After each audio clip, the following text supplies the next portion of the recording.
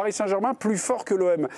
Mettons ce soir, on va dire un petit peu d'huile sur le feu, sur la rivalité française la plus clivante. Partons tout d'abord d'un anniversaire. Il y a 32 ans, jour pour jour, vous vous souvenez, peut-être où vous étiez, c'est l'Olympique de Marseille qui gagnait contre Milan la finale de la Ligue des Champions. Le jour des gloires titrait le lendemain le journal de l'équipe.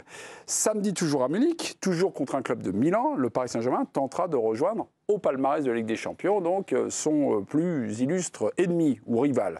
Mais en 32 ans, cette compétition a évolué à Marseille pour gagner la Ligue des Champions. Marseille a dû disputer 11 matchs. Pour inscrire son nom au palmarès, Paris aura disputé 17 matchs au total. Alors si Paris gagnait la C1, est-ce que ce serait beaucoup plus fort que l'OM de 93? 4 chroniqueurs pas d'accord. Et ça s'embrouille déjà. Jingle, on y va. 4 chroniqueurs? Non, c'est 2 chroniqueurs. Bah, j'ai vu double, je suis désolé. J'ai un oui, Dominique Sévrac. Oui, bonsoir. Et j'ai un non, Régis Tastelin. Dominique, on va commencer par votre talent et on va finir par un peu plus d'expertise que vous, si vous le voulez bien. Et c'est voilà. Et ça sera Régis. Donc, Dominique, oui, ça serait beaucoup plus fort. Pourquoi? Oui, ça n'enlève aucun mérite à l'OM, mais je trouve que tout a changé depuis ça. C'est le football d'avant Larry Bosman. Depuis, il y a une course aux armements, à l'armement qui est complètement dingue. Il y a une dizaine de clubs qui ont un budget de 500 à 800 millions d'euros, qui peuvent tous remporter la Ligue des Champions. Il y a 17 matchs pour arriver en finale. Je trouve que même cette saison, elle est plus dure que les années précédentes. C'est la moitié du championnat de France qu'il faut pour arriver en finale. Donc ça n'a plus rien à voir. Ça n'enlève aucun mérite à l'OM, mais c'est beaucoup plus difficile dans un calendrier beaucoup plus dense, avec les sélections, la Ligue des Nations. Beaucoup plus de matchs. Merci. 30 secondes, arrêtez de répéter vos arguments. Ils ont été donnés déjà une fois. Régis, qu'avez-vous à lui opposer? Je suis d'accord avec le changement d'époque, 17 matchs contre beaucoup moins ou 2 fois moins, je suis d'accord avec tout ça. Il n'empêche que la victoire de l'OM en 1993, elle est remportée contre l'AC Milan de Fabio Capello.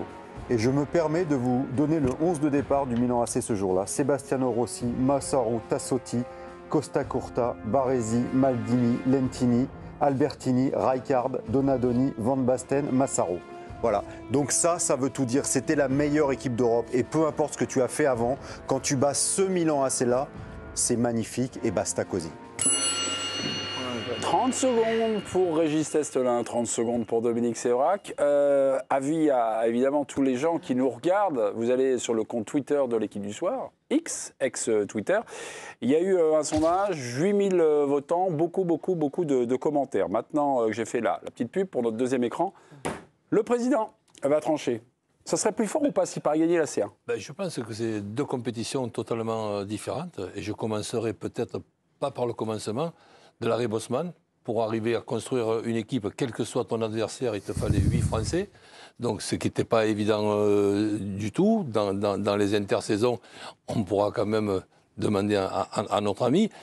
Et ensuite, quand je sais que dans notre époque, il y a des pays avec 4 ou 5 clubs qui participent, quand je vois que dans les plus grands pays, on peut terminer 4e et gagner cette Champions League d'aujourd'hui. Donc je pense qu'il faut comparer ce qui est comparable.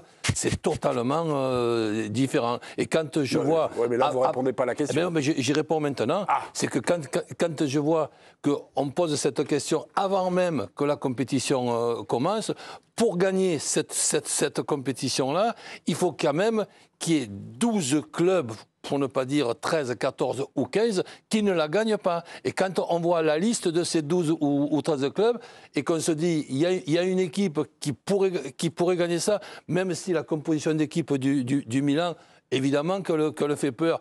Eh bien, c'est une finale, ça se joue sur un seul match, il y a un but de Boli et il y a une victoire. Mais la compétition par elle-même, on peut pas dire que c'est la même, ça ne se compare pas. Donc si Paris gagnait samedi la C1, moi, vous m'avez perdu. Parce que c'est beaucoup plus fort que l'homme de 93. Mais beaucoup plus compliqué. C'est beaucoup plus compliqué de gagner la Champions League aujourd'hui quand tu vois les 12 adversaires que tu dois rencontrer. Ok. Point pour Dominique Sévrac, donné par notre président marseillais. Non, mais il y a un paramètre que Régis n'a pas donné, mais parce qu'il n'avait pas le temps, il avait 30 secondes. Bon, déjà, effectivement, quand tu vois le 11 de départ, il est incroyable. Et c'était la meilleure équipe. C'était Berlusconi, il n'y avait pas photo. Et ils ont fait tomber le plus grand. Mais il n'a pas eu le temps de parler du nombre de joueurs inscrits sur la feuille et du nombre de changements. Ça n'a plus rien à voir. Et les matchs d'avant, cette finale, vous avez vu les adversaires? Oui. Mais sauf que le jour J, ils ont battu la plus grande équipe du monde et ils avaient une pression de dingue parce qu'en 91 contre l'Étoile Rouge Belgrade, ils étaient favoris et ils sont sortis finalement lors de la séance de tir au but. Et là, quand tu as 3 joueurs, quand tu as 3 changements ou quand on a 5, ce n'est plus du tout la même chose. Donc moi, je ne comprends pas qu'on pose cette question. Si le PSG gagne sa première Ligue des Champions, ça sera grand samedi, mais on ne peut absolument pas minorer ce qui a été fait par le passé. L'OM restera le premier club à l'avoir gagné, c'est immense. Et le PSG, s'ils le font, ça sera aussi immense. Je croyais La formule de la Ligue des Champions, la formule de la Ligue des Champions est plus corsée. Plus corsée, 17 pages, tout ça. Mais comment expliquez-vous, donc avec une formule dite, on va dire, plus directe, je veux dire plus facile, il y a aussi peu de clubs français qui réussissent à atteindre ce qu'a fait l'Olympique de Marseille 91 et 93, puisqu'il y a Reims 2 fois, une fois Saint-Étienne et 2 fois. Depuis la compétition, il n'y a eu que 2 autres clubs français qui se sont qualifiés. C'est à peu près les mêmes proportions. C'est aussi compliqué finalement. Il y avait moins de clubs à l'époque qu'aujourd'hui, donc moins de concurrence, comme dit Roland. Si tu as 4 clubs de première ligue de très haut niveau avec des budgets à 500-600 millions, c'est plus compliqué pour les clubs français qu'à l'époque il y en avait. Oui. Mais moi je voulais venir sur le rapport économique, parce qu'il y a toujours un rapport économique malheureusement dans le football.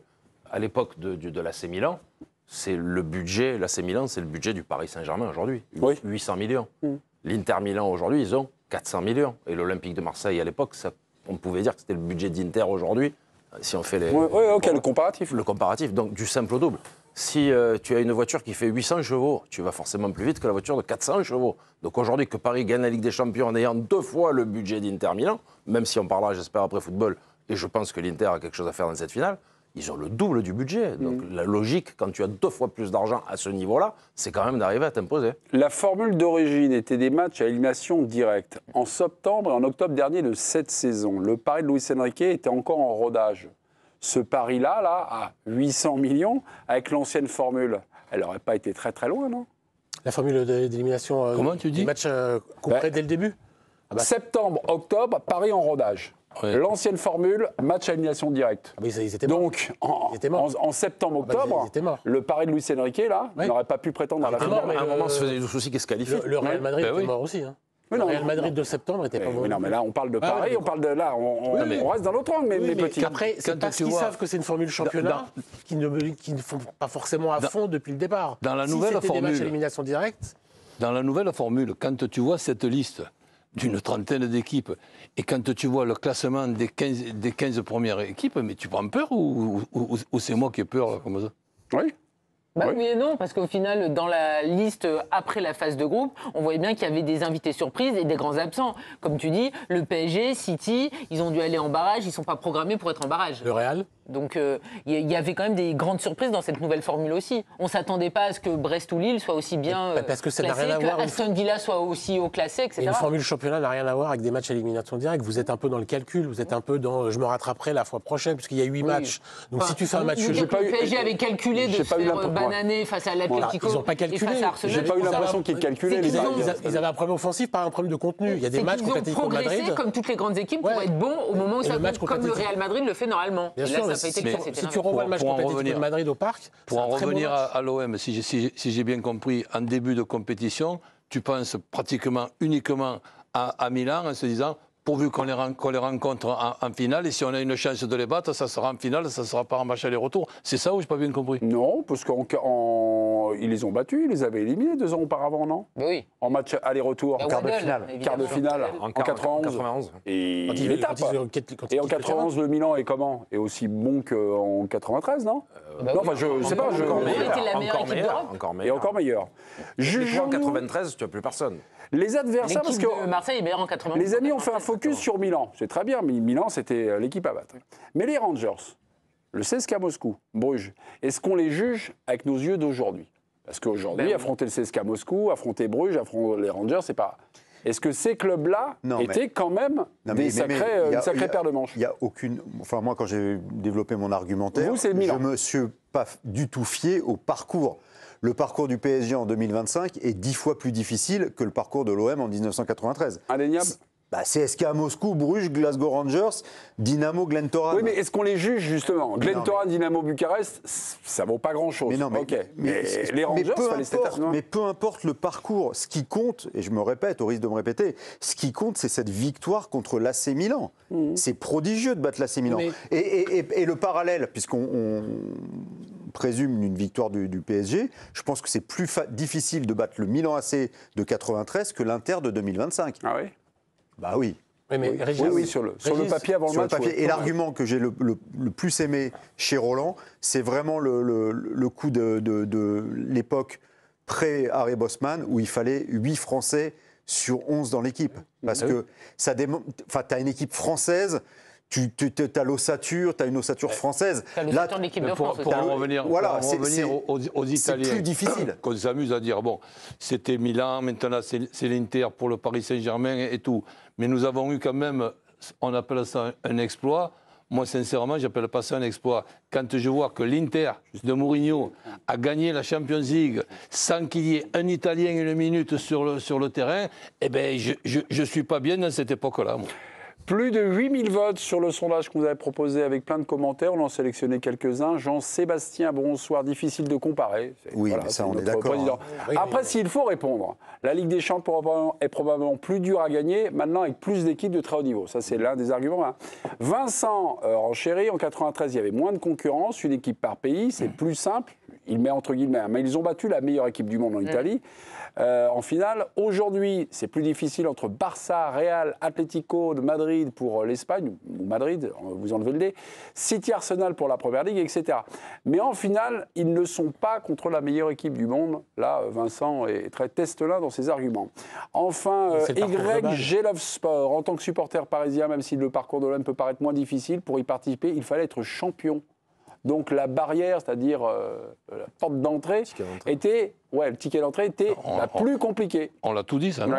C'était plus compliqué. Pour beaucoup de gens, on va retrouver samedi quand même deux des meilleures équipes de l'Europe cette année quand même. Oui, mais il y a quand même un truc qu'il faut faire attention par rapport à l'énorme différence qu'il y a, c'est quand on joue un match aller-retour, on regarde tout de suite si le deuxième match il sera à domicile, il sera à l'extérieur, ou une finale. Une finale, c'est encore quelque chose de différent. Quand, par exemple, je vois les adversaires de Paris Saint-Germain, le premier réflexe, ça sera de dire ils ont éliminé Liverpool, qui à ce moment-là paraissait intouchable.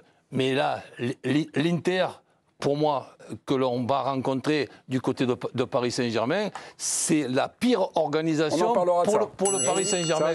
Après, c'est ma vision, c'est pas obligatoirement la bonne. On en parlera parce qu'on aura un petit sujet sur l'Inter et les dynamiques qui sont différentes, mais ça dans quelques minutes. Le plus célèbre Marseillais, Zidane. Eh bien, lui, il roule, ou en tout cas, son cœur bat pour le Paris Saint-Germain. Il l'a dit hier sur Canal. Je vais regarder la finale, bien sûr, mais moi qui suis Marseillais... il va falloir que l'équipe française gagne. Il n'a pas dit pareil quand même, mais voilà. Un Marseillais peut-il dire ça? On a deux Marseillais, on a deux Marseillais là. C'est du côté de Marseille qu'on exagère. Parce que si la réponse de Zizou, c'est que le cœur s'arrête de battre, tu m'expliqueras quand c'est qu'il a raconté ça. Voilà. Mais cette réponse, elle est fabuleuse. Cette réponse. Pourquoi elle est fabuleuse? C'est normal. Non, mais il va devenir sélectionneur des Bleus. Elle est fabuleuse dans la communication parce que le mec arrive à parler sans prononcer le nom du PSG. Et ça... Quand je l'ai entendu, il va falloir que l'équipe française gagne. Non, mais ça lui arrache la bouche de citer le nom du PSG. Mais si, mais il ne peut pas le dire vis-à-vis des gens du Vélodrome. Mais t'as vu ce qu'a dit Basile Boli et Jean-Pierre Papin? Mais je te parle pas de Basile Boli, je te parle de Zinedine Zidane. Oui, moi. enfin les deux, ils bossent au club. Il soutient l'équipe française parce qu'il est français, probablement futur sélectionneur de l'équipe de France. Mais comme il est supporter de l'OM, il ne peut pas prononcer les 3 lettres PSG. Et je trouve que dans la communication, et en plus il te dit ça dans la foulée avec une facilité, il est trop fort. Il est trop fort. Tu crois qu'on lui a pas dit? Non, on va t'interroger sur ça. Mais je pense que Zidane, il a besoin de personne sur la com. Karine, vous l'avez nommé, il y a 2 ex-héros de Munich qui se déchirent sur cette finale PSG. Papin, il était du mauvais côté. Attendez. Basile Boli, le héros de Munich, sur France Info. C'est vrai que mon cœur est bleu et blanc, donc marseillais, mais je suis derrière le PSG. Lui dit le club. Parce que représenter la France, c'est quelque chose d'important pour moi. Et puis son coéquipier, même équipe, 93, Eric Dimeco sur RMC, il commentaire. Il est grand, il dit ce qu'il veut, il n'a pas de compte à me rendre. Mais quand je lis ça... j'ai mal au cœur. Vous en pensez quoi de ces petits trucs? Quand on est Marseillais, quand on est de l'OM, c'est pas possible. Alors Zidane a réussi à dribbler, mais Bolé dit... Quand on est Marseillais, c'est compliqué d'être supporter du Paris Saint-Germain, c'est quasi impossible. Après, il faut le resituer dans un cadre où on est au bord de la faillite et qu'aujourd'hui, le football français a besoin de gagner une Ligue des Champions. Moi, c'est mon travail, donc pour le football français, pour les affaires, c'est mieux que Paris Saint-Germain gagne. J'ai pas une envie profonde que Paris Saint-Germain gagne en tant que Marseillais, mais c'est la logique. On ne peut quand même pas supporter l'Inter.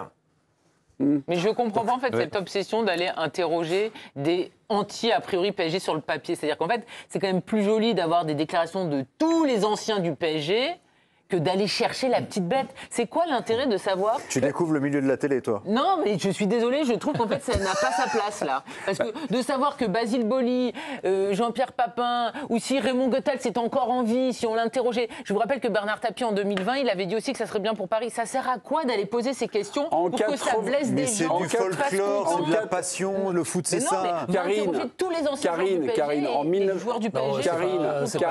Karine, en 1993, toute la France était derrière l'Olympique de Marseille. Mais la non. plupart, non. Non. Bah non, sûrement que l'ultra du PSG, il n'était pas pour Marseille. C'est pas grave. Entre l'ultra du PSG. Mais l'ultra du PSG.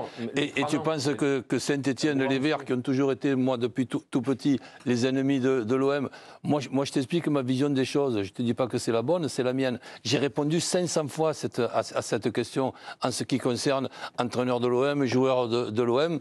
Paris Saint-Germain, pour moi, ça a toujours été un adversaire, un rival, mais jamais un ennemi. Je ne me vois pas, parce que mon grand-père, je ne sais pas s'il m'aurait tapé dessus depuis là-haut, s'il y a Paris Saint-Germain contre le Bayern de Munich, je ne me vois pas être pour le Bayern de Munich. Je ne vais pas dire ça parce qu'ils sont allemands, mais bon, ce sont... Est-ce que tu penses que tu es représentatif Est-ce que tu penses que tu es représentatif des supporters de l'OM quand tu dis ça? Ah mais attends, mais c'est pas parce que je ne vois pas les choses de la même façon que certaines personnes que j'ai obligatoirement tort. Hein. Non, mais donc, je te pose la question. En ce qui concerne, par exemple, au lieu de s'occuper, si du côté de Marseille, on serait pour le Paris Saint-Germain ou pour l'Inter de Milan, essayons de nous occuper un petit peu si du côté de Milan AC, ils ne sont pas pour le Paris Saint-Germain, ça serait plus simple. C'est la même chose.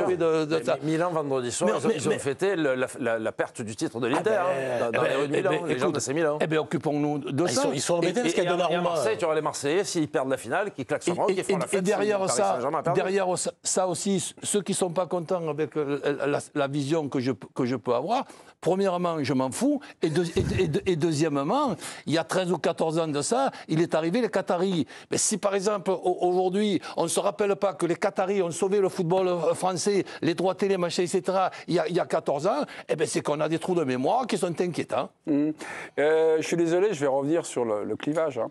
Karine. Une brève m'a interpellé sur le site, c'était mercredi dernier. Elle était signée Alban Traquet. Un risque de célébration a été détecté à Marseille par les autorités si le PSG perd en finale de la Ligue des Champions. Voilà, on va faire la fête à Mais je trouve ça tout aussi lunaire. Hein. C'est incroyable quand même de se réjouir, mais ça fait partie, on va dire, du clubisme, du supporterisme. Mais la défaite du rival fait, comme vous l'avez raconté, tu ne peux pas gagner, au moins sois content que l'autre ne pas perdre. Par exemple, on parlait de l'AC Milan, ils sont très embêtés parce qu'ils détestent l'Inter, ils détestent Donnarumma, qui les a trahis selon eux parce qu'il est parti libre au Paris Saint-Germain. Donc ils sont très partagés, nos amis milanais, ils ne savent pas qu'est-ce qu'il faut faire samedi soir. Eh ben oui, mais c'est marrant. Tiens, on va finir par les grands auteurs. C'était Bernard Tapie, 2020, Paris dispute une finale contre le Bayern. Le Parisien Christophe Bérard, votre collègue, mon cher Dominique, avait interviewé le boss Bernard Tapie. Question Christophe, comprenez-vous ces supporters marseillais souhaitant une défaite parisienne dimanche? Nanard dégaine. Mais c'est ridicule, on entend ça déjà. Déjà, cela n'enlèvera pas notre victoire. C'est un événement extraordinaire que je souhaite à tout le monde de vivre. C'est comme si vous êtes heureux en mariage depuis des décennies, que vous étiez invité aux noces d'un autre couple. Ouais. Vous n'allez pas leur souhaiter de divorcer en craignant qu'ils brisent votre couple. C'est débile. Au contraire, on a envie qu'ils soient heureux, comme vous. Et moi, j'ai envie que le PSG connaisse le bonheur de l'OM. Au contraire, cela va nous permettre de revivre nos émotions. Alors, c'est quand même beau, comme du Bernard Tapie. Est-ce qu'il est sincère ? Ou alors s'il joue un peu de la flûte. Il sait qu'il est un mythe pour Marseille, et il sait qu'ils vivent sur le à jamais les premiers. Ouais, de toute façon, Si Paris gagne samedi soir, Mais c'est ça sera la phrase la plus prononcée à Marseille, vous n'êtes que les deuxièmes. Mais la vraie formule, c'est pas à jamais les premiers, c'est à jamais les seuls. Ils veulent rester les seuls, les Marseillais, non? Certains ne non, veulent la pas formule, partager. c'est à jamais les premiers. Ouais, j'ai l'impression que ça cache à jamais les seuls. Et je passe mon temps à dire, dans tous les cas de figure, l'OM sera toujours le premier. Mais écoutez ça de Bernard, ça me paraît être tout à fait logique, puisque c'est lui-même qui, avec Denisot, dans l'intérêt du football français, il puisse y avoir une rivalité entre le Paris Saint-Germain et l'OM. Je trouve que cette astuce a été quand même une astuce très intéressante. Il y a un exploit de battre AC Milan, que si Paris Saint-Germain bat l'Inter, il y a moins ce côté exploit. Mais Bernard Tapie était parisien, hein. Il, Ouais, habitait rue des Saints-Pères quand même. Exactement. Très bel hôtel particulier. Donc, Si le PSG remporte la finale S1, ça serait plus fort que l'OM de 93. C'est Dominique qui gagne 54 bravo Dominique. à 46. J'espère que c'est pas la Bravo. culture de l'instant.